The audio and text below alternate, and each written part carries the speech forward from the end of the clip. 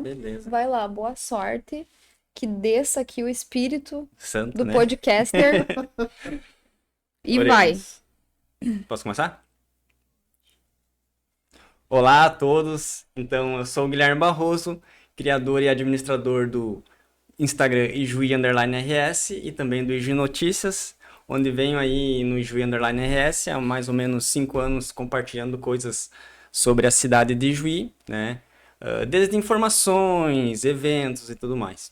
Então, criei o Ijuí Notícias para ampliar a quantidade de conteúdo e agora nós estamos com um novo projeto, que é o Ijuí Podcast, para trazer mais conteúdo sobre Ijuí e região e pessoas, né, personalidades interessantes aqui da nossa cidade.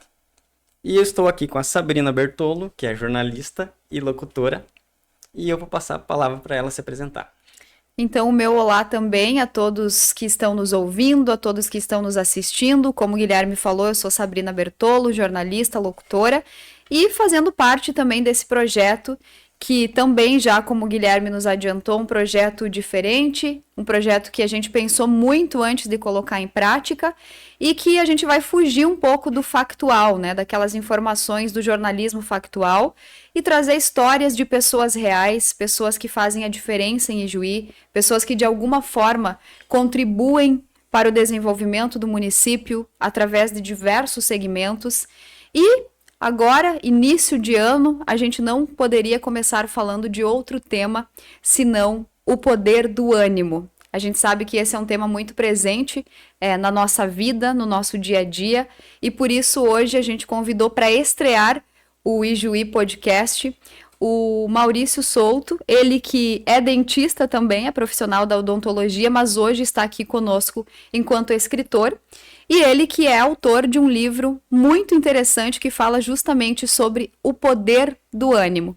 Então, eu vou começar me dirigindo a ti. Antes de falar sobre o livro, Maurício, gostaria que o senhor nos contasse aos nossos ouvintes, a quem está nos assistindo, quem é o Maurício Souto e como que você chegou em Ijuí. Seja muito bem-vindo. Olá. Olá, Sabrina. Olá, Guilherme. É uma alegria e uma honra participar desse podcast com vocês. E eu sou Maurício Souto, um sonhador, né? Um ser que sonha muito, que acredita muito na realização dos nossos desejos, na realização dos nossos sonhos. Eu sou natural aqui de Ijuí, né? Me criei, passei a minha primeira infância ali na rua Mário Silva, aqui próximo, aqui no bairro aqui da São Geraldo, né? Próximo, me criei frequentando a igreja dos Capuchinhos. Que legal. Né? E quando eu tinha 7 anos, meus pais mudaram de Ijuí, foram morar numa cidade próxima, cidade de Chiapeta, e lá eu passei a minha segunda infância, digamos assim. Aos 14 anos, 13 para 14 anos, eu fui estudar em Santa Maria, na verdade em Vale Vêneto, onde lá eu frequentei o seminário, fui seminarista. Olha, que interessante. Fui seminarista, fiz o meu, na época, o ensino médio, né, lá, e cheguei a fazer um ano de filosofia e teologia no Colégio Máximo Palutino, em Santa Maria. Então, eu até acredito que muitos me perguntam, Maurício, como que vem essa, né, você é dentista, da onde que vem essa inspiração para escrever, esse teu lado escritor? Eu acredito que vem muito daí, dessas vivências, né, a gente lia muitos livros, a própria filosofia e a teologia acabou abrindo um pouquinho, né, a mente. E aí saí do seminário, que eu acho que todos nós temos um propósito de vida, e eu acredito que naquele momento Deus disse assim, Maurício, o teu lugar não é aqui, né? Vai realizar a tua missão, o teu propósito de vida nesse mundo aí fora. E aí eu saí do seminário e tinha que escolher uma profissão, né? E acabei optando pela odontologia. Não tinha ninguém assim que eu me inspirasse, porque eu venho de uma família humilde, né, onde não tinha assim uma referência, né? Tem um tio, ou tem um primo que estudou e tal, né? Foi uma decisão minha optar pela odontologia. E eu só tinha uma opção naquela época, que era frequentar uma universidade pública, uma universidade federal. E aí eu prestei o vestibular, não fui aprovado no primeiro, até porque eu estava estudando filosofia e teologia, acabei esquecendo, né, aquelas disciplinas do vestibular do ensino médio, né? E aí não passei no primeiro vestibular, mas eu não desisti do meu sonho. Aí eu voltei para a cidade dos meus pais, trabalhava durante o dia e estudava à noite como autodidata. Por isso que eu digo, Muito bem. eu digo para os mais jovens, né, quando se tem um sonho, você tem que acreditar nele, que o universo vai dar um jeito de realizar, independente das condições que nós estejamos vivendo. É verdade. Né? E aí eu trabalhava durante o dia, chegava em casa e estudava como autodidata em alguns polígrafos, algumas apostilas que eu tinha conseguido de amigos meus e os cadernos que eu tinha também do ensino médio. Uhum. Final do ano voltei a Santa Maria, fiz o vestibular e fui aprovado, né, na Universidade Federal de Santa Maria, na época um dos cursos mais concorridos, que era o curso de odontologia. Legal. E aí me apaixonei pela odontologia, sempre fui muito estudioso, me dediquei, acabei fazendo especialização, mestrado em São Paulo, fui durante 5 anos, né, fazendo viagens de ônibus semanais, Nossa. porque eu tinha um sonho, eu tinha um objetivo, que eu queria ser um profissional da odontologia reconhecido na minha área de atuação. E eu paguei o preço antecipado. E com esse investimento na minha profissão na odontologia, o universo ele foi se ampliando. E aí eu comecei trabalhando lá no município de Chiapeta, pequeno, né, 4, 5 mil habitantes. Acabei mudando depois para Santo Augusto, morei alguns anos em Santo Augusto, e há uns 20 anos eu retornei para Ijuí, que é a minha cidade natal e que eu gosto muito. Né? E aqui eu exerço até hoje ainda a odontologia.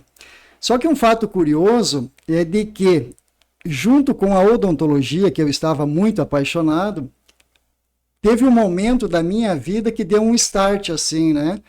Que tipo de vida eu quero para mim? Né, que futuro eu quero para os meus filhos, o que eu quero, quais os sonhos, quais os desejos, né, quais os objetivos que eu tenho para a minha vida e o que eu quero proporcionar para as pessoas que eu amo. E eu me recordo muito bem que eu já tinha alguns anos de formado em odontologia e eu fazia a clínica geral, fazia de tudo dentro da odontologia, né, todos os procedimentos. E aí eu estava em Porto Alegre, fui visitar o aeroporto, nunca tinha andado de avião e tinha um primo meu que morava em Porto Alegre e daí, quando a gente sai do interior, como eu digo, né, tem que conhecer os pontos turísticos. Exatamente. E aí foi visitar lá a orla do Guaíba e fomos até o aeroporto. E o que, assim, soou em mim, que deu um eco muito grande no meu coração, foi quando o meu primo, lá no aeroporto, ele disse: Maurício, tá vendo? Inclusive eu conto isso no livro, né, essa passagem. Tá vendo aquele avião grande ali? Ele vai para Disneylândia, né, vai fazer escala em São Paulo, no Rio de Janeiro, e vai para Disney. E está lotado de crianças. Ele usou essa palavra, está lotado de crianças. E aí, Guilherme e Sabrina, caiu uma ficha em mim, sabe? Eu me senti que o meu corpo, a minha energia mudou naquele momento. E eu pensei, caramba, que sonhos eu quero realizar? E naquele momento eu tomei a decisão que eu seria uma pessoa diferente. Olha, né? Só, que legal. Tomei a decisão de que eu ia fazer uma especialização, né? Que eu não queria ser nada contra, né? Mas eu queria ser uma referência em alguma área que eu pudesse, né, me realizar e realizar os meus sonhos e os sonhos das pessoas que eu amava. Uhum. E aí eu tomei a decisão, então, de fazer uma especialização, optei pela ortodontia, que é a área da odontologia, que trata aí, né, da harmonização do sorriso, né, construímos sorrisos, né? Mudamos a face das pessoas, eu sempre digo sem usar bisturi, que é muito importante, né? Nós acabamos melhorando a autoestima, elevando, né, a autoconfiança das pessoas, melhorando o relacionamento das pessoas. E aí, então, eu tomei a decisão de ir a São Paulo fazer a especialização e o mestrado. E eu comecei a ler muitos livros, porque naquela época já me intriguei assim, o que diferencia alguns profissionais, por que alguns profissionais fazem sucesso, por que alguns empresários, muitas vezes vendendo o mesmo produto, na mesma cidade, às vezes até na mesma rua, no mesmo bairro, um vende super bem e outro está lá com seus estoques encalhados. Um profissional tem a sua agenda cheia, tem lista de esperas e outro profissional está lá de braço cruzado esperando os seus clientes, os seus pacientes, né? E aí eu comecei a ler livros de autoajuda. Recordo que eu comecei a ler, o primeiro livro foi O Poder do Subconsciente, do Joseph Murphy. E ali também deu uma girada de chave e eu não parei. Comecei a ler centenas, dezenas, né, de livros. E aí que culminou, então, com a escrita de um primeiro livro chamado Ouse Ser Grande, lá em 2017, alguns anos atrás. Eu já percebi que tu é bom com títulos, né? E agora, nesse ano, então, foi lançado o livro O Poder do Ânimo. Então, acho que me delonguei um pouquinho, mas esse sou eu, Maurício Souto, né, que tem essa trajetória e essa história de vida. Bom, e do Maurício leitor nasceu o Maurício escritor, então foi mais ou menos isso, né? Foi incentivado pela leitura. Pela leitura. Eu tive um grande professor de literatura no ensino médio, o padre Casimiro Faco, e ele lia os livros. Eu me recordo que ele pegava textos dos livros, ele lia, mas ele lia com emoção, né? Ele contava uma história para nós por meio daqueles livros, e aquilo me inspirou. Tanto que quando eu saí do seminário, eu tinha 17 para 18 anos, enquanto eu estudava naquele período para o vestibular, que eu estava em casa, que eu estudava, quando eu cansava, eu tinha uma máquina de escrever, né, dessas portátil, né, o pessoal mais jovem nem sabe o que é, né, foi substituído pelos computadores, e eu escrevi um romance com 18 anos, Caminhos Cruzados, mas não publiquei esse romance, está guardado. Ainda, né? Ainda está guardado. Um dia sai. Então essa veia de escritor, lógico, para você escrever, você tem que gostar de ler, pelo menos, né? Ou pelo menos de ouvir histórias, né? Você tem que ter andam juntos, né? Os dois hábitos. Eu acredito que andam juntos, até porque nós não criamos nada, né? Tudo que eu falo, que eu conto nos livros, eu não inventei da minha mente. É lógico que nós temos alguns insights, né? Algumas experiências de vida que contribuem para o esclarecimento, né? Para aquele texto, né? Que gera um brilho no texto. Mas, em princípio, tem muitos conceitos que são muito antigos e as pessoas vão lendo e vão reescrevendo, dando a sua conotação pessoal, né? Colocando um pouquinho, né? Então, no meu texto tem um pouquinho do Maurício, né? A forma como ele vive, quais os valores, né? Quais os princípios que eu tenho, que eu carrego na minha vida, que eu coloco no livro. Mas muita leitura, sim, adoro ler, né? Quando me perguntam qual é o meu hobby, é ler, né? Tem um outro hobby que é andar de moto, que sempre que posso faço isso, mas é ler e escrever, para mim é um hobby isso, né? Diz que quem lê vive várias vidas, né?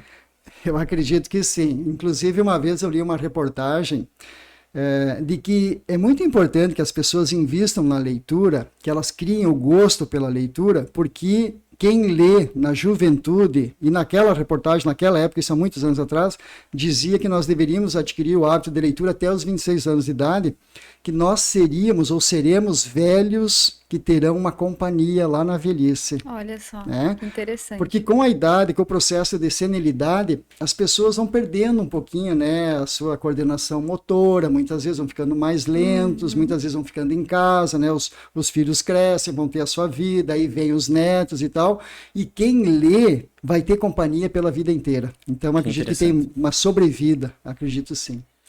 Bom, e aí, a partir desse relato, então, surge o livro O Poder do Ânimo, um tema que muito pertinente, inclusive nessa época do ano principalmente, e eu gostaria que você nos contasse um pouco, então, do porquê da escolha de escrever um livro sobre o poder do ânimo e um pouco do que traz também esse livro. Sabrina, ao longo desses 20 e poucos anos, eu fui lendo muitos livros, né? Fui estudando neurociência, princípios da neurociência, e eu percebi de que as pessoas felizes, as pessoas animadas, as pessoas motivadas, as pessoas autoconfiantes, elas se relacionam melhor, elas têm níveis de saúde melhorados, elas são mais otimistas, são mais criativas, elas acreditam na possibilidade de realizar os seus sonhos, elas acreditam na possibilidade de conquistar um lugar ao sol e de ter resultados extraordinários na sua vida. Por outro lado, pessoas ou carreiras de sucesso, relacionamentos, eles se deterioram ou eles são prejudicados pela falta de inteligência emocional, né? Pela incapacidade de tomar decisões e agir para resolver os problemas que vão surgindo. Né? E, infelizmente, muitas pessoas acreditam que as coisas vão se resolver de uma forma espontânea. Os problemas que a gente tem na vida, e nós temos problemas todos os dias, mas não vão, né? E eles vão se resolver espontaneamente. Eu não vou fazer nada e daqui um pouco passa e vai se resolver. E não se resolve, né? E eu entendo de que nós precisamos tomar decisões e agir de uma forma disciplinada para que as mudanças que nós desejamos na nossa vida, elas aconteçam, né? E que os resultados melhorem. E aí, em cima disso, nesses meus estudos aí, de autoconhecimento e tal, desenvolvimento pessoal, comportamento e atitude, eu percebi que o fator decisivo para o sucesso de uma pessoa é o emocional. Tá? E eu comecei a alucinar, que a gente diz assim, visualizar o livro, como eu ia escrever o livro, e eu precisava de uma palavra que fosse muito parecida com emoção. E aí eu comecei a investigar, né? E como eu fui seminarista, porque eu digo, nada acontece por acaso, verdade. me veio uma passagem lá da Bíblia, onde Jesus Cristo fala lá, se eu não me engano, em João 16:33, se eu não me engano, que ele disse assim, ó, eu quero que vocês saibam disso, que no mundo vocês terão muitas aflições, vocês terão muitas dificuldades, muitos problemas, né? Mas tende paciência, tende bom ânimo, porque eu venci o mundo. O que Jesus Cristo estava dizendo? Ó, cara, não adianta, tenha paciência, não adianta você se preocupar, né? Enfiar a cabeça, né? Como o avestruz faz dentro do chão. Tem que ter paciência, tem que ter ânimo, tem que ter inteligência emocional, porque Jesus Cristo passou por todas as provações. Ele foi muito provado, foi muito questionado, e ele venceu o mundo, né? E daí me veio de bom ânimo, vou tentar relacionar alguma coisa com o poder, com o ânimo, né? Então, ânimo para mim tem sinônimo de energia, de emoção, né? Então, daí que surgiu o título do livro, O Poder do Ânimo. Mas o objetivo principal do livro é ajudar pessoas, justamente essas pessoas que estão passando por dificuldades, e eu terminei de escrever o livro durante a pandemia. Até a ideia era lançar o livro ali no primeiro ano que aconteceu a pandemia, e eu achei melhor, como estava todo mundo isolado, né, de dar um tempo, e aproveitei então para fazer algumas revisões, e o objetivo do livro então é de que as pessoas com ânimo, elas tomem algumas decisões na sua vida, porque o ânimo, ele é o fator inicial, né? Nós precisamos ter um ânimo. Se eu tiver um ânimo positivo, as minhas decisões, as minhas atitudes serão mais ou menos relacionadas ao meu estado de ânimo, ao meu estado de espírito.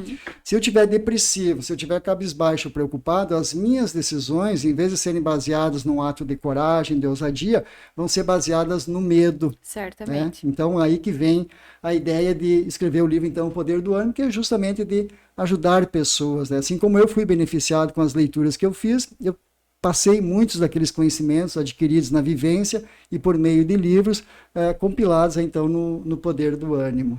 Muito bom. Aí entra outra questão, Maurício, sobre o poder do ânimo. A gente convive, eu já passei por isso, convivo com muitas pessoas que estão em fase de depressão, crise de ansiedade, desânimo, e o que a gente mais ouve nesses momentos, por exemplo, é: você tem que se ajudar, você tem que se animar.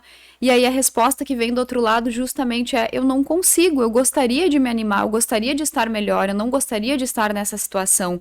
Existe algum método para despertar esse ânimo dentro da gente, principalmente quando a gente está passando por um período de tristeza profunda, de depressão, naquele famoso termo fundo do poço? Muitas vezes a pessoa está lá, quer sair disso e não consegue. Você traz alguma estratégia, alguma característica específica para essas pessoas que estão passando por essas situações? Sim, perfeito. O livro ele foi escrito para justamente ajudar as pessoas quando elas querem algum tipo de mudança na sua vida, né? E normalmente nós mudamos a partir de duas situações na nossa vida. Um grau de insatisfação muito grande, né? A pessoa está insatisfeita, por isso que ela se deprime, né? E quando nós desejamos melhorar o patamar daquilo que nós estamos fazendo, quando a gente deseja melhorar os resultados, né? Quando soma essas duas, aí a mudança ela é inevitável. E a ideia central, antes de responder propriamente a tua pergunta, eu vou falar um pouquinho sobre a ideia central do livro. Fica tá? à vontade. Então a ideia central do livro, O Poder do Ânimo, é que nós precisamos nos sentir animados, decidir e agir com disciplina, para que, desta maneira, nós consigamos nos blindar contra os medos que todos nós temos, só que os medos podem ser reais ou imaginários. Normalmente o depressivo ele tem medos imaginários. Muito mais imaginários que reais. 90% dos nossos medos são imaginários, né? Possamos também parar de procrastinar, né? Agora vem a virada do ano, nós vamos falar um pouquinho sobre as metas, né? Parar de procrastinar, semana que vem, ano que vem, né, daqui um mês eu começo, né, não, vou começar hoje, para que então nós possamos por meio dessas decisões e atitudes disciplinadas, atingir os nossos objetivos e realizar os nossos sonhos. Então, essa é a ideia central do livro. Com muito ânimo, decidir e agir, porque não adianta só decidir e não agir, né? E eu tenho, sim, Sabrina, no livro, eu cito um método, porque se nós pararmos para observar, tudo na vida existe um método. Tudo que deu certo, se tu analisar, a pessoa tem, aquela empresa desenvolveu uma estratégia. Eu sou um profissional da área da saúde e no meu consultório, na minha clínica, eu realizo uns tratamentos com um método chamado HBTC-RFA, onde, após uma avaliação, a gente chega a um diagnóstico de que o paciente apresenta algumas enfermidades e que se ele executar aquele método, ele vai se curar, ele vai melhorar, tá? Fazendo uma analogia para a nossa vida, se eu estou insatisfeito com a minha vida, eu não estou tendo os resultados que eu desejo, eu quero mudar. Então, os 3 primeiros capítulos do livro, eu faço um inventário, a pessoa começa a ler o livro, ela começa a se identificar. Puxa vida, muitas das decisões, muitas das atitudes que eu tenho, não sou eu que estou tomando propriamente essas decisões, mas elas estão ancoradas em crenças, né? Aquilo que eu acredito como verdade, aquilo que os meus pais, os professores, os líderes religiosos, líderes comunitários nos passaram e que até então nós acreditávamos que era uma verdade. Então eu preciso dissociar disso e ver que não, puxa, se eu quero um resultado diferente, eu vou ter que mudar o meu jeito de agir. E então, depois que o paciente faz esse inventário sobre a sua vida, o que ele está vivendo, como ele está vivendo, ele diz, não, mas eu quero mudar, realmente eu quero ter mais objetivos na minha vida. E aí eu falo do método VERSO, que é visualização estratégica para a realização de sonhos e objetivos, onde, por meio de 4 passos, eu pego a pessoa pela mão, aquela pessoa que está lendo o livro, eu pego essa pessoa pela mão e faço ela fazer uma reflexão que se ela seguir aqueles passos, ela vai chegar lá no final do livro, vai fechar o livro e vai tomar uma decisão. Que legal. E vai ter uma iniciativa, tá? Posso falar dos passos do... Por favor, compartilhe conosco. É muito interessante. E os passos, então, desse método, né? Primeiro de tudo, para quem está passando por um processo de depressão, com uma dificuldade na sua empresa, na sua vida pessoal, primeiro de tudo, ela tem que investir no autoconhecimento. Tá? Eu preciso saber quem eu sou, o que eu desejo, onde eu estou e onde eu quero chegar. Preciso investir isso, né? Eu preciso me analisar, porque se eu não sei quem eu sou e o que eu desejo, eu vou seguindo a vida. Para né? qualquer lugar. Para qualquer lugar serve. Né? Tem a Alice no País das Maravilhas, né? Aquela pergunta, né? Ele disse, mas para onde você quer ir? Ah, não sei. Qualquer caminho serve. Então eu preciso saber onde eu estou e onde eu quero chegar. Preciso olhar lá na frente, onde eu quero chegar. Eu, Maurício Souto, como profissional, onde eu quero chegar? Né? Eu, Sabrina, como profissional, onde eu quero chegar? Eu, como pai, onde eu quero chegar? O Guilherme, como empresário, onde eu quero chegar com a minha empresa, né, com o meu trabalho? Então, precisa ter isso aí. Então, precisa investir no autoconhecimento. E aí, a pessoa tem que analisar o que ela está fazendo, atitudes e comportamentos que estão dando resultados positivos. Esses eu vou permanecer. Mas, ao mesmo tempo, eu vou fazer uma análise e ver quais atitudes e comportamentos que estão me deixando frustrado. Então eu tenho que mudar minhas atitudes, mudar os meus comportamentos. Talvez aí esteja uma dificuldade, né? Da gente avaliar os nossos próprios erros, né? Exatamente, porque a resposta ela está toda dentro de nós. Né? Então você pode ajudar uma pessoa, vamos pegar o caso da depressão, você pode falar o que você quiser, mas se a pessoa não olhar para dentro, onde estão os recursos, ela não vai mudar. Né? Infelizmente é isso que acontece, né? Então o primeiro passo do método é o autoconhecimento. Então quem ler o livro vai ler assim de uma forma muito clara, né? Muito facilitada e muito compreensível, que eu sempre digo assim, quando eu me propus a escrever o livro, já desde o primeiro, que uma criança que aprendeu a ler, se tem 6 ou 7 aninhos, que ela leia e entenda. Então qualquer pessoa, Maurício, mas eu não tenho faculdade, eu não tenho 2º grau, consigo ler o teu livro? Consegue ler e vai entender, né? Então o primeiro passo do método, o primeiro pilar é autoconhecimento. Eu preciso saber quem eu sou e o que eu desejo, né? Como que eu estou vivendo a minha vida. Segundo, eu preciso ter autodisciplina. Porque no momento que eu sei quem eu sou e o que eu desejo, eu vou começar a me desapegar de tudo aquilo que já não faz mais sentido na minha vida. Às vezes a gente está carregando, né, coisas que já não fazem mais sentido, né, que foram nos colocadas e que a gente vai levando, vai ficando muito pesado, a gente não consegue evoluir, a gente não consegue adiantar. Então eu vou ter que me desapegar, eu vou ter que me libertar daqueles medos reais ou imaginários, né? Eu vou ter que ter clareza de onde eu quero chegar, porque eu investi no autoconhecimento, aonde eu quero chegar, então eu começo a olhar lá para frente, então eu preciso ter essa clareza, e em cima dessa clareza eu vou ter que decidir. Tá? E eu gosto muito de uma simbologia, inclusive eu uso isso no livro e uso nas palestras também, que eu coloco várias portas, são 5 ou 6 portas, e aí eu digo para a pessoa, ó, o mundo que você deseja, aquilo que você visualizou lá na frente, ele está atrás de uma dessas portas. Só que se você ficar parado aqui, de braços cruzados, e não colocar a mão no bolso, e pegar uma chave, e abrir uma porta, girar a maçaneta, as coisas não vão acontecer na sua vida. Você vai ficar repetindo vários anos vivendo a mesma coisa. Então tem que tomar uma decisão, abrir uma porta e seguir. Pode até ser que a pessoa vai abrir a porta, vai dar alguns passos na jornada, vai dizer, caramba, não era a porta que eu queria. Mas você tem a possibilidade de voltar, corrigir, abrir uma outra porta, né? Bah, não era esse o meu objetivo. Muda um pouco o objetivo, ajusta a rota e segue. Porque se você começou e você errou, você tem a possibilidade de corrigir. Agora, se você não começa nada, você vai corrigir o quê? Vai ficar vendo a vida em preto e branco, né? E aí as pessoas acabam se frustrando, fazendo as mesmas coisas no mesmo lugar. Então, a pessoa, no momento que ela toma a decisão, ela vai ter que ter autodisciplina, que é o segundo pilar do método. Porque a motivação, ela passa, né? Nós estamos aqui super motivados, fazendo esse podcast, ó, a ideia é fazer um podcast por semana, uma vez por mês, ou aquela pessoa que vai lá, se matricula na academia. Né? Vai a primeira semana. O problema é manter, né? Super motivado, né? Mas a motivação, ela passa. Então, tem muita gente que acha assim, o poder do ânimo, mas só o ânimo não vai resolver. E, realmente, só o ânimo, ele não vai resolver, mas ele vai ser o passo inicial.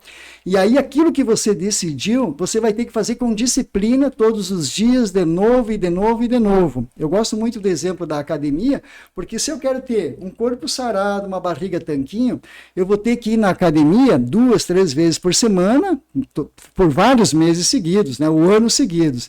Sem poder ter algum... Para ter resultado, exatamente. Então eu vou ter que fazer aquilo com disciplina. Então, na minha empresa, eu vou ter que acordar cedo, né, trabalhar, melhorar os processos dentro da minha empresa, ou na minha família. Eu não sou admirado, não sou respeitado pela minha família, pelos meus filhos, né, pela esposa, pelo esposo. O que eu estou fazendo de diferente? Então vai lá, acorda, dá um beijo no teu filho, dá um abraço na tua esposa, dá não sei o quê, entende? É isso aí, eu tenho que fazer de uma forma disciplinada. O empresário é a mesma coisa, eu vou atender um cliente, que eu atenda bem esse cliente. Se eu sou dentista, eu vou fazer um trabalho, vou botar toda a energia naquele trabalho todos os dias, de novo, e de novo, e de novo. Não só quando eu estou motivado, porque a motivação vai passar. E aí, como você faz aquilo com disciplina, os resultados eles já começam a aparecer. E aí você se motiva de novo, entende? Então, autoconhecimento, decidir o que você quer, onde você quer chegar, se autodisciplinar, e junto com a autodisciplina, então aí você começa a investir em você mesmo e você começa a melhorar o seu nível de autoconfiança, tá? Que é o terceiro pilar. Eu preciso confiar em mim, porque se eu não confio em mim, como que as pessoas vão confiar? Né? Se eu sou um profissional, se eu não confio, né, naquilo que eu estou fazendo, como que eu quero que o Guilherme confie em mim? Né? Ó, Guilherme, eu não confio muito aqui, né? Mas vamos tentar ver se vai dar certo. Se nem tu confia em ti mesmo, eu que não vou confiar, começa por aí, né? Entende? Então é o terceiro pilar, que é a autoconfiança. Tem um ditado que diz o seguinte, né? Acho que foi até o próprio Gandhi que disse, né? Se você quer mudar o mundo, comece a mudar por você mesmo. Então eu preciso fazer algumas coisas, ter algumas atitudes diferentes, alguns comportamentos diferentes, que eu vou aí melhorando o meu nível de autoconfiança, tá? E, então, eu sei onde eu quero chegar, eu estou disciplinado, fazendo as coisas, né, de uma forma disciplinada. Eu melhorei o meu nível de autoconfiança. Agora eu preciso agir para que eu possa conquistar então aquela tão sonhada liberdade que eu quero, atingir aquele objetivo, realizar aquele sonho. E quando que eu devo agir? No passado? Não, já passou. Esquece o passado, né? Só serve para a gente fazer uma avaliação e ver o que eu quero aproveitar, o que eu amadureci, o que eu cresci com as coisas ruins, com as coisas negativas que aconteceram. Mas eu vou agir no futuro? Não, o futuro não chegou ainda. Então, normalmente, a gente fala assim, de que a pessoa depressiva, que está com depressão, ela está muito focada no passado, o que aconteceu, as glórias, as dificuldades que ela teve no passado, e ela traz isso para o momento presente e ela começa a reviver isso. Então, por isso que ela não sai do quadro de depressão. E aquela pessoa que é muito ansiosa, ela está pensando lá no futuro. O que eu vou fazer amanhã? Eu estou aqui, mas eu já estou pensando o que eu vou fazer de noite, o que eu vou fazer amanhã, mês que vem. Aí ela se torna uma pessoa ansiosa, né? Mas as coisas somente vão acontecer na nossa vida quando nós agirmos no agora. Inclusive existe um livro, né, O Poder do Agora. É agora que tudo acontece, é agora que eu tenho que tomar uma decisão, é agora que eu tenho que fazer um trabalho bem feito, é agora que eu tenho que ir para a academia, é agora que eu vou abrir a página de um livro, eu vou ler. É agora, é o único tempo que existe que produz alguma mudança na nossa vida, é o agora, né?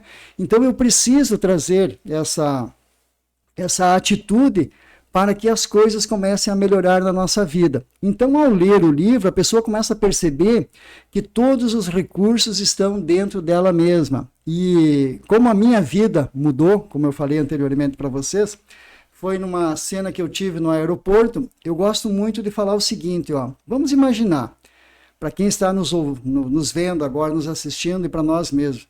Nós estamos no aeroporto, nós estamos ali no guichê para fazer a compra da passagem, né? Nós temos todos os recursos, eles estão dentro de nós. A nossa bagagem já está pronta, a nossa mala já está pronta, só que nós temos que escolher um destino. Para onde que eu quero ir? Que viagem que eu quero fazer a partir de agora? O que aconteceu na minha vida, desde que eu nasci até hoje, eu sei exatamente o que eu fiz e os resultados que eu estou colhendo, né? Então eu vou analisar o que eu fiz de certo, eu vou manter, vou melhorar, e o que eu fiz de errado, eu vou deixar para trás, porque não tem por que eu reviver. Até porque é um princípio da neurociência de que a nossa mente, ela não sabe distinguir o que é real do que é imaginário. O que está acontecendo no presente, o que aconteceu no passado e o que vai acontecer no futuro. Ela não consegue determinar isso, ela não é linear, a nossa mente. Então, a pessoa depressiva, ela está povoando a sua mente com pensamentos do passado. Então, por isso que ela não consegue sair daquilo. Então, ela precisa olhar para frente, enxergar uma luz lá na frente, que ela precisa tomar uma decisão, né? Tomar uma decisão, começar a agir de acordo com aquela decisão para que os resultados melhorem. E isso vale tanto para mim, que sou profissional liberal, para vocês que são profissionais, para os empresários, para todo mundo. Né? Tomei uma decisão, não, agora, sei lá, se a pessoa tem um vício, né? Vou parar com esse vício, não, agora eu vou fazer tal coisa que já que eu vou fazer, e agir de acordo com a decisão, que aí precisa da disciplina, porque senão ele tomou a decisão, ele começa a agir, mas dali um pouco ele para, né?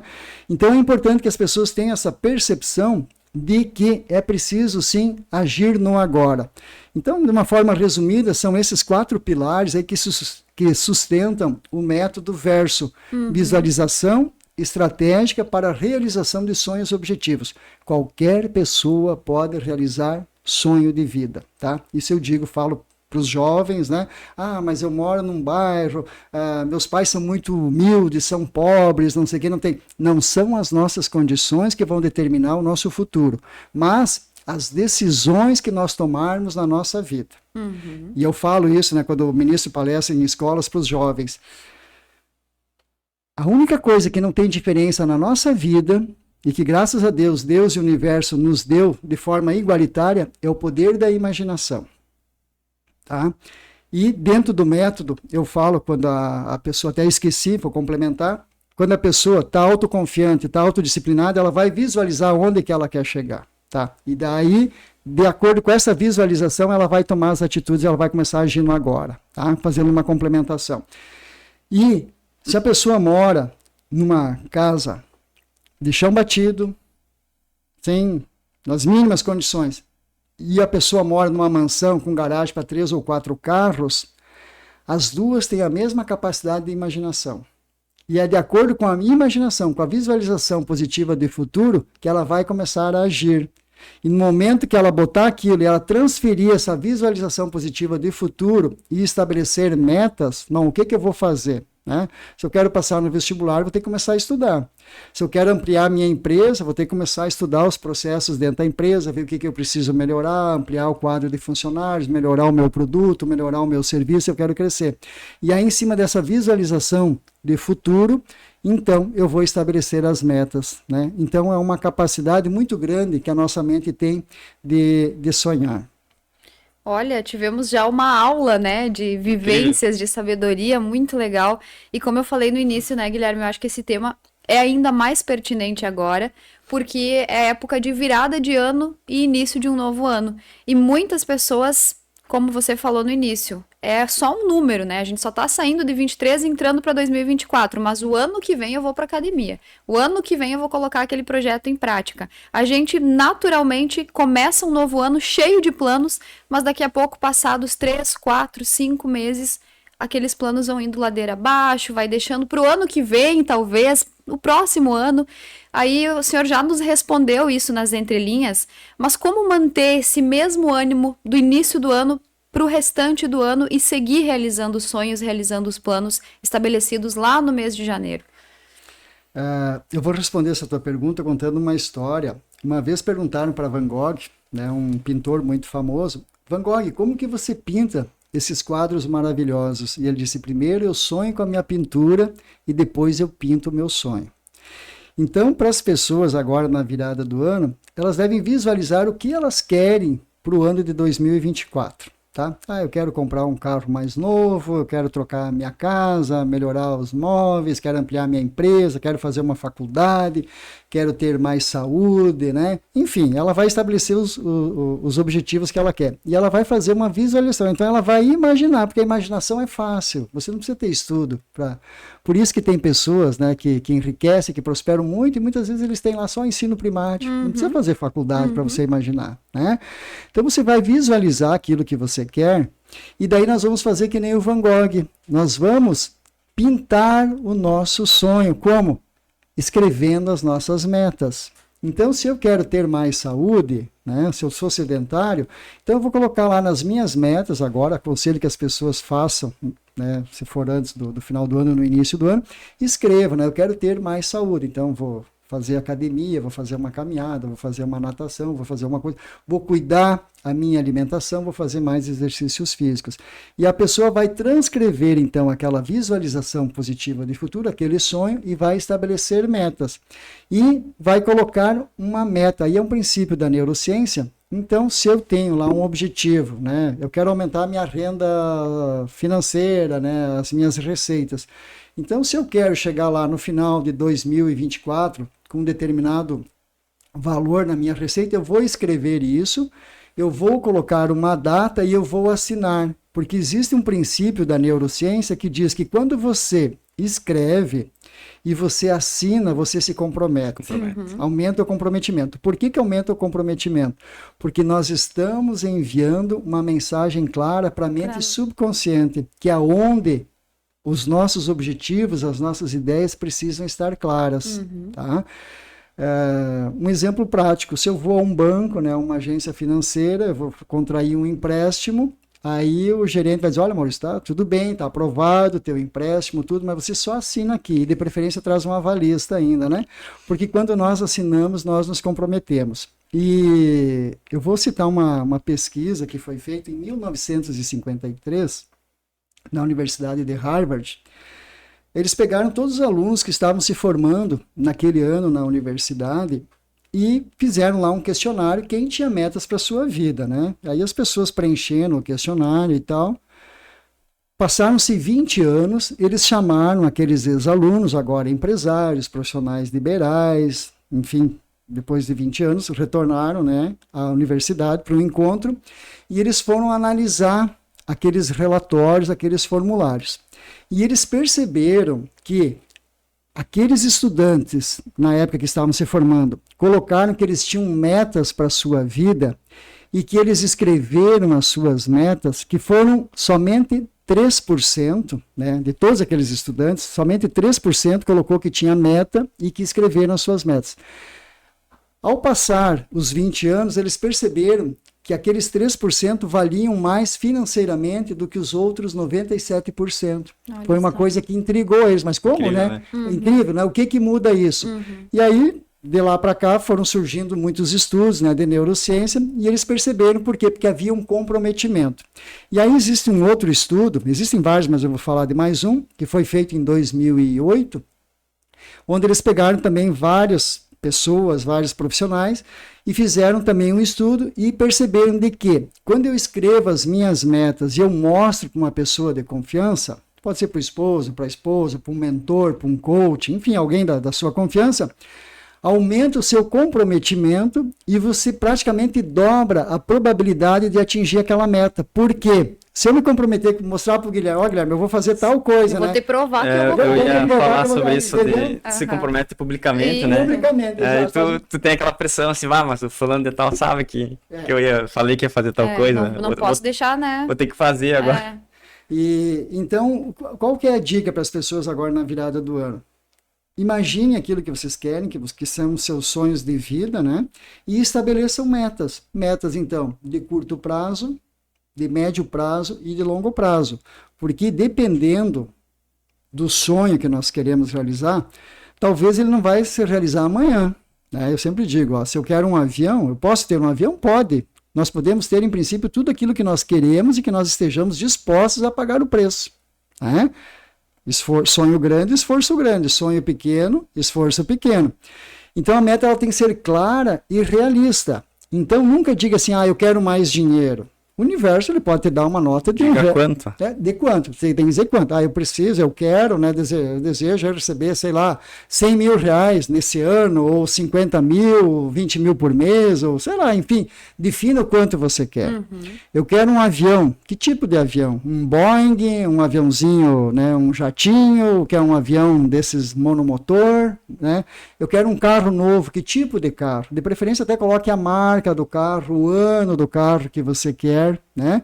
Porque a nossa mente ela começa a agir no momento que ela tem uma ideia clara. Então, por isso que tem muitas pessoas que percorrem uma vida inteira pedindo, orando, pedindo para Deus coisas vagas, né?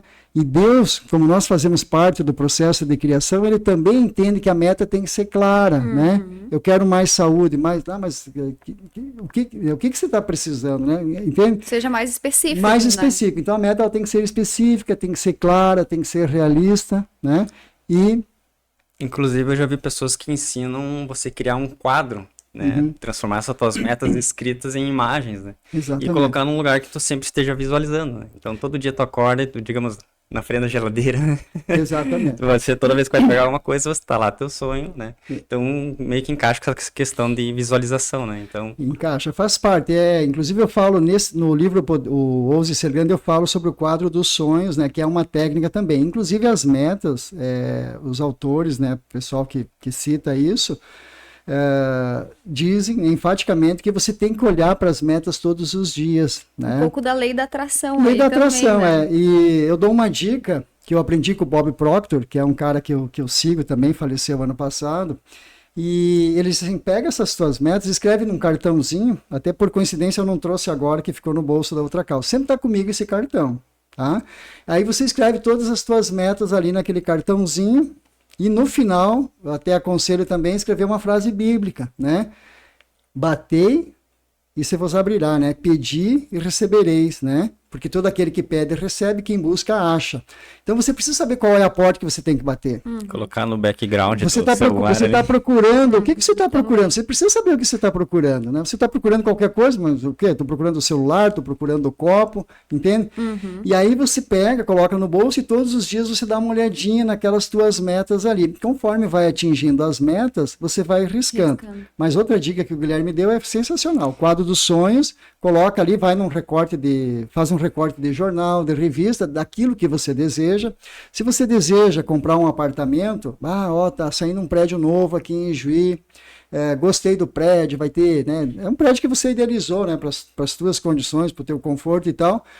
Vai lá, recorta aquela imagem, você está lá no jornal, numa revista, e bota nesse quadro dos sonhos. Eu quero um apartamento nesse prédio, ou nesse bairro eu quero essa casa. E olha para aquilo ali. Funciona muito bem também. Então, mais ou menos assim, eu visualizo aquilo que eu quero e, digamos assim, eu escrevo isso e o meu próprio cérebro, o meu subconsciente, né, ele vai começar a trabalhar tentando descobrir soluções para aquelas metas que eu defini. É mais ou menos isso? Exatamente, Porque se você pedir para o universo coisas vagas, ele não está entendendo, né? Então são as perguntas, né, que vão... Então, conforme você decidiu por alguma coisa, é incrível como o universo... ele vai começar a te apresentar pessoas, que eu sempre digo que os milagres da nossa vida Isso são feitos realmente incrível. São feitos por pessoas. Hoje eu conheci vocês, daqui 15, 20 anos, quem sabe nós vamos nos encontrar, aí o Guilherme me convida para fazer uma parceria, você me convida para fazer uma parceria. O universo ele vai dando, mas a pessoa precisa saber exatamente o que ela quer. Fazer a parte dela, né? Essa coisa do universo te trazer, assim, eu penso que é muito sobre tu despertar teu subconsciente, ou do próprio consciente das coisas que você quer, então seus olhos se abrem, né? Então, digamos, que nem tem a história de uma mulher que fica grávida, ela começa a ver um monte de mulher grávida, né? Sim. E daí é tipo, às vezes tá tudo ali, porém você não enxerga, né? Você não enxerga porque você está com os olhos vendados. Exatamente. Então, a hora que você abre tua mente para novas ideias, para aquilo que você quer, você começa a ver as coisas e ver as oportunidades. Mas como é que eu nunca tinha visto isso antes, né? Que nem tem uma passagem na Bíblia lá da esposa de Abraão, né? A que foi mandada embora, que era escrava, e ela tava lá chorando e tal, e deixou o filho para morrer, e debaixo de um deserto lá, e daí apareceu um anjo e falou, tem água aqui, quem sabe aquela água já tivesse lá há muito tempo e ela não tinha visto, né? Então é mais ou menos isso. Exatamente. A física quântica explica isso, né? O que muda a realidade é o olhar do observador. Nós enxergamos aquilo que nós queremos e que nós estamos acostumados, né? O exemplo da grávida é perfeito. Digamos que a pessoa deseja comprar aí uma Brasília, né, um carro mais antigo. Ele não vê, normalmente você não vê Brasília na rua. No momento que você decidiu comprar uma Brasília, aparece, ai meu Deus, não imagina verdade. tanta Brasília. Que nem quando era criança, o final do tal universo, do Fusca né? Azul, né? A criança sempre enxergava um Fusca Azul pra ter uma desculpa para dar um soco no coleguinha, né? É exatamente isso aí, né? Então nós precisamos, digamos assim, abrir o nosso olhar para aquilo que nós queremos. Porque às vezes a pessoa está tão confinada nas condições que ela está vivendo que ela não se dá conta que ela pode viver um outro mundo de possibilidades. Porque nós temos a nossa mente consciente e a nossa mente subconsciente. Então, por meio da nossa mente consciente, nós devemos olhar aquilo que nós queremos e nós precisamos trazer para a nossa mente subconsciente aquilo que nós queremos conscientemente, tá? Então vamos imaginar, eu desejo comprar um carro da marca Toyota 2023, tá? Eu escolho um carro lá. Eu fico visualizando isso, eu fico impregnando e passando para minha mente subconsciente isso, tá? Como que eu vou fazer isso? Pela repetição. Então por isso que quadro dos sonhos você tem que olhar todos os dias. As tuas metas que tu escreveu, tu tem que olhar todos os dias. Tem que criar um hábito. É pela repetição, é mudança de hábito. Se eu quero um resultado diferente, eu preciso mudar a minha atitude, os meus comportamentos e tornar aquilo um hábito saudável. Esse método que eu uso na minha clínica de mudança de saúde é uma mudança de hábitos neurofisiológicos. O paciente respirava de um jeito, mastigava de um jeito, ele mudou a respiração, mudou a mastigação, ele vai ter melhoras no seu quadro de saúde em diversas enfermidades, né? Então, nós conseguimos impregnar nossa mente subconsciente de duas maneiras. Ou pela repetição, se eu quero ter um corpo sarado, eu vou na academia e repito aqueles movimentos todos os dias, até definir a minha musculatura, né? Se eu quero fazer um trabalho diferenciado na minha clínica, eu aprendi uma técnica nova, um aparelho novo. Eu vou praticar, até que eu fique perito. E quem é perito vai trabalhar por rei. É o princípio bíblico, lá em Provérbios diz, né? O perito vai trabalhar por rei, que é um cara que se sobressaiu no trabalho dele, ele é o melhor. Não é só mais um. Não é só mais um. E como que ele aprendeu isso? Pela repetição. Existe inclusive um livro chamado Histórias de Sucesso, do Malcolm Gladwell, onde ele fala de que o sucesso não acontece por acaso, né? Que ele fez um estudo e ele verificou que todas as pessoas que fizeram sucesso, empresários, jogadores de futebol, artistas, tinham pelo menos 10.000 horas de treino e de prática. Então, todo dia treinando e praticando. De tanto você fazer aquilo, você fez bem. É que nem eu pegar uma receita de bolo, aí uma senhora fazer eu não sou bom na cozinha, né? Mas digamos que eu fosse fazer um bolo, eu olhei a receita, fiz a primeira vez, desandou, né? Fiz de novo. A culinária nos explica isso. Tanto fazer aquilo ali, o cara, né, é um exímio cozinheiro. É que nem dirigir, né? Nem dirigir, aprender inglês, aprender uma língua, tudo é pela repetição. Andar de bicicleta, tudo é pela repetição. E a outra maneira de impregnar a mente subconsciente é sobre forte impacto emocional. Então, se a pessoa, ela sabe que ela tem que mudar, ela precisa mudar, mas ela vai levando, vai procrastinando, né, vai levando. Aí alguém, vamos pegar assim na área da saúde, vai lá, consulta com o médico e ele diz, olha, se você não se tratar, em 3 meses, se você não parar com esse vício, em 3 meses você vai morrer. Aí baixa, né, um filme e a pessoa diz, não, eu vou mudar. Né? Um exemplo clássico, aquele 11 de setembro lá nos Estados Unidos, quando explodiram lá as torres gêmeas, lá, os aviões, aquilo lá pegou a grande maioria das pessoas sobre um forte impacto emocional. Eu me recordo muito bem do dia que aconteceu isso, onde eu estava, inclusive a roupa que eu estava vestindo. Eu não esqueço jamais aquela cena. Por quê? Porque foi sobre forte impacto emocional. Mas se eu quero mudar um hábito, eu preciso fazer ele de forma disciplinada. Por isso que a ideia central do livro é agir, tomar a decisão e agir com disciplina, né? Porque aí você vai espantando os medos, vai espantando a procrastinação, né? E os resultados eles vão começar a aparecer. Nós somos aquilo que fazemos repetidamente, né? Exatamente isso. Esse é um princípio da neurociência. O homem Tu quer saber um hábito de uma pessoa? Olha para ela, né? Se é uma pessoa obesa, você sabe os hábitos que ela tem. Se é uma pessoa, né, que tem um corpo mais esguio, você sabe os hábitos que ela tem, né? De atividade física, de alimentação. Então, é exatamente isso, Guilherme. Começa a se tornar evidente, né? Exatamente. E as pessoas começam a perceber, né? Inclusive, isso vale para o campo profissional, né? O cara é um exímio profissional. Por quê? Porque ele se dedica, ele faz repetidamente aquilo. Existe, inclusive, o livro A Ciência de Ficar Rico, do Wallace Wattles, que ele diz o seguinte, né? Se você quer progredir, você tem que fazer as coisas bem feitas. Se de 10 coisas eu fizer 7 ou 8 bem feitas, a probabilidade de eu ter sucesso naquela área vai ser muito grande.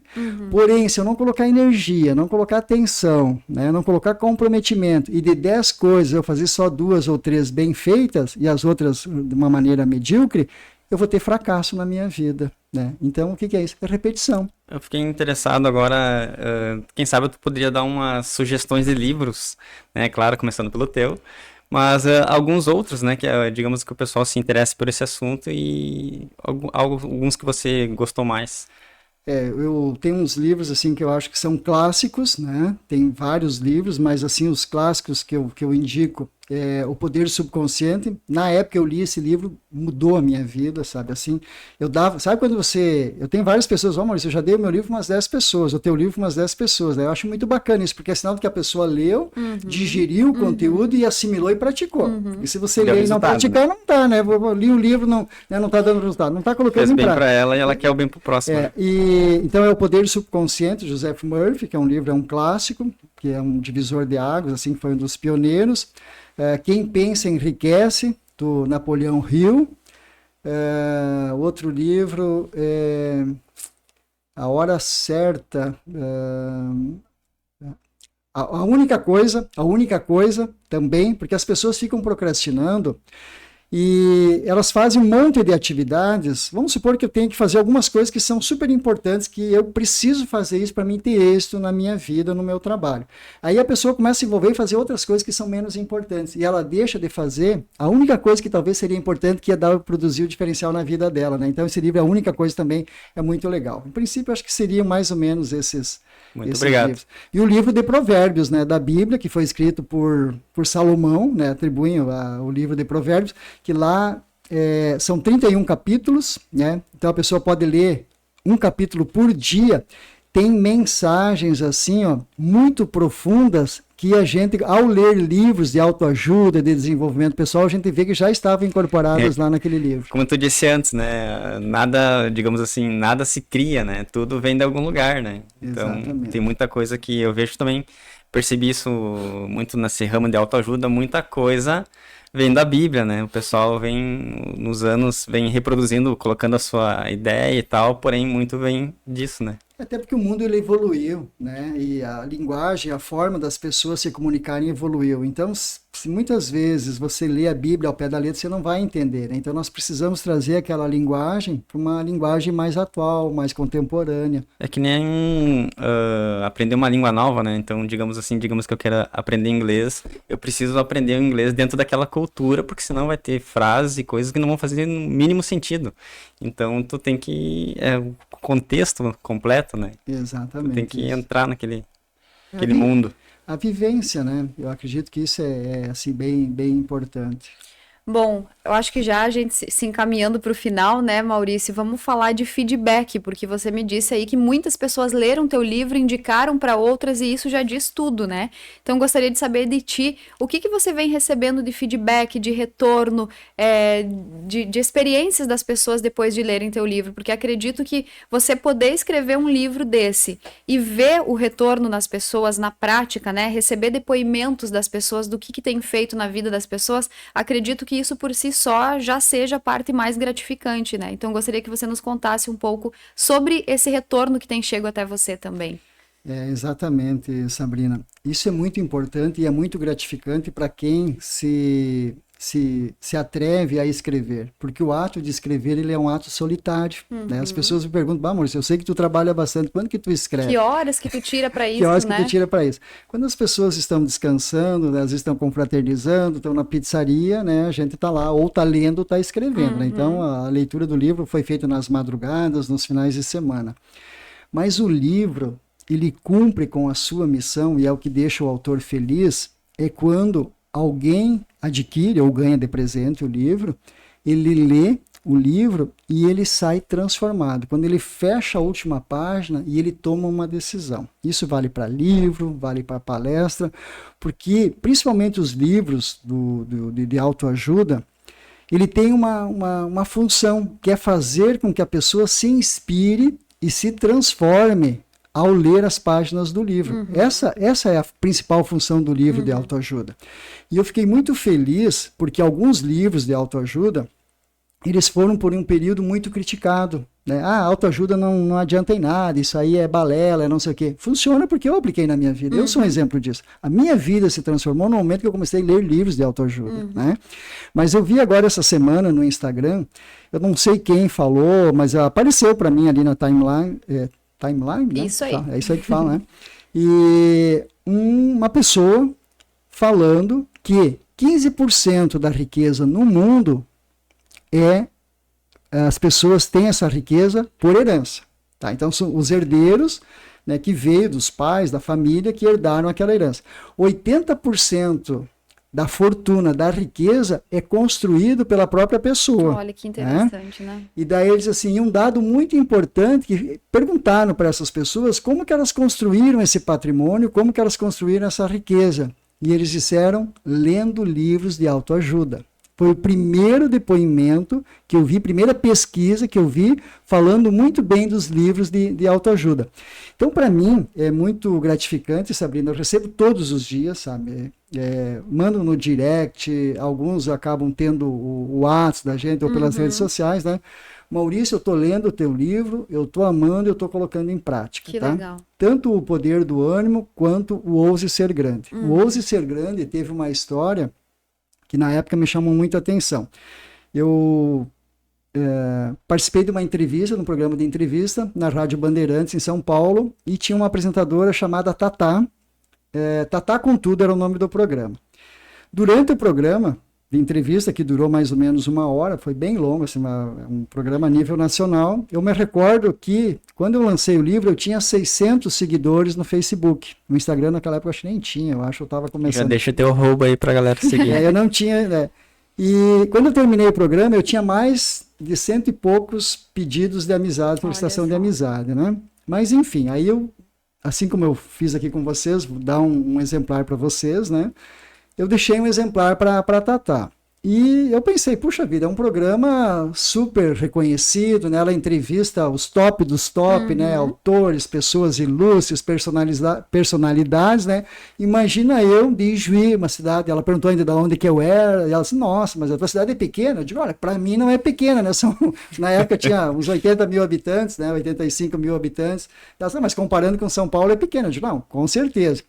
E ela disse, olha, daí Deus parabéns tal, pela tua coragem, iniciativa, né, escrever um livro e tal, que estava tendo reconhecimento, tinha saído na Folha de São Paulo, né, alguns comentários sobre o livro e tal, revista Você S.A. E ela disse, Maurício, eu vou ler o livro. Ela leu, passou acho que uns 2 meses, né, eu digo, puxa vida, será que ela gostou do meu livro, né, porque eu botei tanta energia no livro, né, aí ela me mandou o feedback, Maurício, estou lendo o teu livro pela 3ª vez. Nossa. E mudou a minha vida. Que máximo. Assim, sabe? Aquilo ali foi muito... Inclusive, eu já postei nas minhas redes sociais, que eu procurando, tá lá, talvez até repose uns dias. Que eu fiquei muito gratificante, sabe? Assim, porque o livro, às vezes, você não tem nem ideia de qual pessoa que vai ler o livro e vai se sentir transformada. Porque, infelizmente, algumas pessoas, às vezes... vamos dar um exemplo. Foi o Maurício que leu. Eu conheço o Maurício, nem vou ler esse livro aí, porque não, sabe? E aí, quando eu recebo de alguém, uma pessoa próxima, que eu nem imaginei que ia ler o livro, me manda um feedback lá, Maurício, eu tô lendo o teu livro, meu Deus. Ainda é melhor. gratificante, né? Melhor do que eu imaginava. Olha que eu já li muito livro, mas o teu livro é de uma forma clara, eu estou entendendo e já estou indicando para os meus amigos, para as pessoas do meu convívio, sabe? Então isso é muito gratificante. Que legal. Né? Porque as pessoas às vezes perguntam, e até tem um amigo meu que um dia me perguntou de uma forma muito clara, né?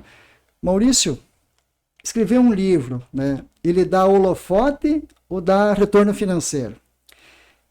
Em primeiro lugar, ele dá holofote, né? Porque o livro O Poder do Ânimo, ele entrou na lista dos mais vendidos aí no final de julho, e é difícil. Hoje são publicados praticamente 400 mil livros por ano no Brasil. Então é uma gama muito grande de livros publicados. A grande maioria dos livros não vende mais do que 200, 300 exemplares. A grande maioria dos livros.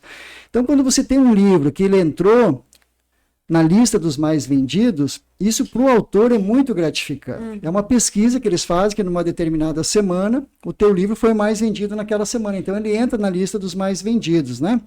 Então para que o livro ele dê um retorno financeiro para o autor, teria que vender milhões. E aí eu falo do Paulo Coelho, né? O cara, né, vendeu milhões no mundo inteiro, foi traduzido para 50, 60 países e tal. Senão, o livro, ele é um veículo de transformação. Mas talvez o retorno financeiro não seja tão grande, né, para o autor. Mas o retorno que a gente tem, né, da pessoa te dizer, pô, Maurício, né, gratidão, muito obrigado. É sobre isso, né? É sobre isso, né? E existe, inclusive, uma pesquisa, eu falo isso em algumas palestras, alguns eventos para as pessoas que fazem um trabalho comunitário. Existe uma pesquisa que diz que um trabalho voluntário, ou quando você faz alguma coisa com a intenção ou no intento de ajudar as pessoas sem querer nada em troca, os benefícios que você tem a longo prazo são semelhantes a uma pessoa que faz atividade física regularmente e tem cuidados alimentares, que cuida da sua dieta. Então, olha os benefícios que a gente tem com isso, né, que são muito, muito, muito importantes e que são muito gratificantes. Nossa, respondido com sucesso, né? Com certeza. Bom, da minha parte é isso. Não sei, Guilherme, se tu tem alguma consideração aí, alguma dúvida ainda? Eu acho que era isso também. Então, voltamos para ti, né, Maurício? Te agradecer mais uma vez. Eu acho que a gente começou com chave de ouro. Acho até que dá pra gente manter o Maurício uma vez por mês tranquilamente, nosso convidado fixo aqui do podcast, porque assunto não vai faltar e é assunto que faz a diferença na vida das pessoas. Então, isso é muito bacana. Então, muito obrigada. E alguma consideração final? Pode ficar à vontade, Maurício. Eu que agradeço, Guilherme, pelo convite, a você, Sabrina, também. Fiquei muito feliz, né? Também estou estreando em podcast. E que baita estreia, hein? Obrigado, estamos aprendendo, né? Eu sempre digo para as pessoas... Imagina quando aprender, então. Nossa. Eu sempre digo para as pessoas, né? Porque às vezes eu sou perito, né? Em algum trabalho que eu faço lá dentro do meu dia a dia. Mas quando eu vou fazer alguma coisa, eu sempre procuro ter a humildade de qual é a dica que você me dá aí, né?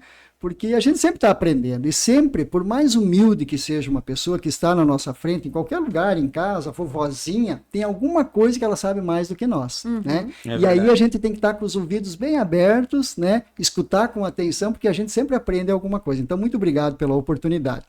Para finalizar, as pessoas às vezes me perguntam, mas Maurício, como que eu vou saber se a minha vida tá no rumo certo, como que eu vou... Existe alguma coisa que eu possa, que tem um parâmetro que eu possa medir, né? Se a minha vida tá legal, né? O que Se que eu posso... tô no caminho, né? Se eu tô no caminho. E aí eu digo para as pessoas assim, né? Que nós devemos, de preferência, nos conectar com o nosso propósito. Isto é, aquilo que faz que nós acordemos todos os dias com ânimo novo, né? Eu vou acordar, vou para a rádio, vou fazer aquele programa, vou para o consultório, vou para a empresa, tal, aquilo que dá um ânimo. Primeiro se conectar com isso, né?